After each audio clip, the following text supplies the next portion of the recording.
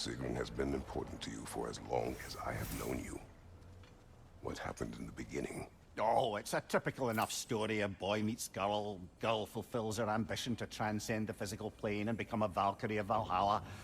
One day, Sigrun quietly arrived from Fjotorlund and began serving as Freya's handmaiden while she undertook training for the sisterhood. I don't even think we were introduced. I'd just see her around the court.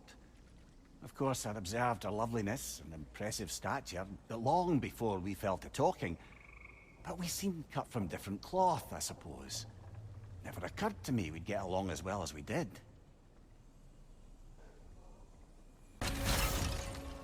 Let us get back to your memories of Sigrun. She sat beside you. Yes, she chose to sit next to me. No big thing, really. Yet, somehow, despite myself, I felt a rush in my stomach like I was a green lad again. Embarrassing at the end of the day, to be so simple. I made some remark, and I learned how it felt to make her laugh.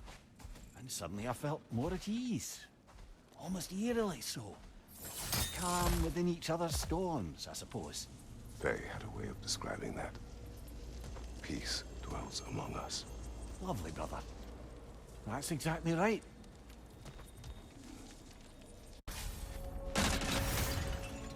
Mimir, you may speak more of coming to know Sigrun. Right. Where were we? After the ice was broken, we fell to talking more regularly, even making a point to do so. It was all I could do to enjoy her company responsibly, staying mindful of our respective positions and keep from crossing any line that would make things difficult for us to recover from. Wise. Well, mostly. I'm always wisest in the parts I let myself remember. Let us hear more of your early days with Sigrun. Of course. I remember there came a banquet. I forget the occasion. But I remember how breathtaking she looked when her eyes met in the crowd. She beamed and pulled a friend by the wrist to come meet me. "This is my good friend Mimir," she said. "He's probably the smartest man alive." The truth is, brother, it was never something I believed. Not until she said it. Not until that moment when she perceived me as what I'd aspired to be. That moment, that extraordinary moment, I felt, in some indescribable way, home. Mimir, what happened next with Sigrun? She had introduced me as a good friend. And though I couldn't be entirely sure what she meant by it, for once I wasn't concerned with an outcome.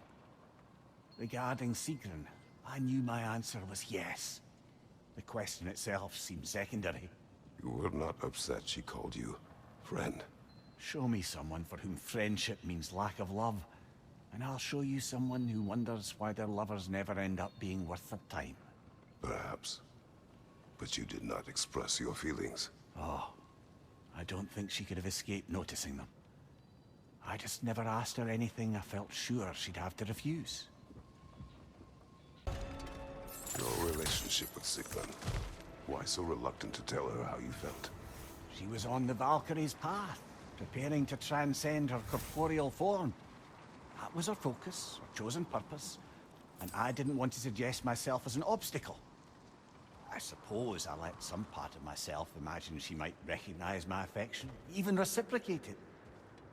But now that we know what she was running from, obviously she'd never again risk choosing love over duty.